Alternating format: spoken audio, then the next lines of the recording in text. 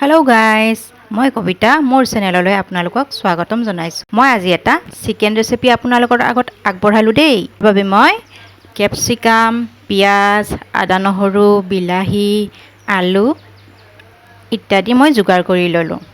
মই প্ৰথমে কেৰাহী গৰম হ'বলৈ দি আলুখিনি ফ্ৰাই হ'বলৈ দিলোঁ।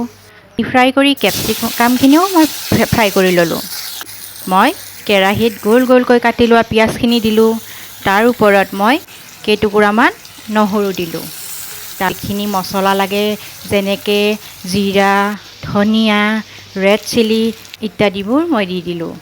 দি তাত অকণমান চেনি দিবলৈ নাপাহৰিব দেই, এনেই দুফুটা, তেতিয়া সোৱাদখিনি ধুনীয়াকৈ ওলায়।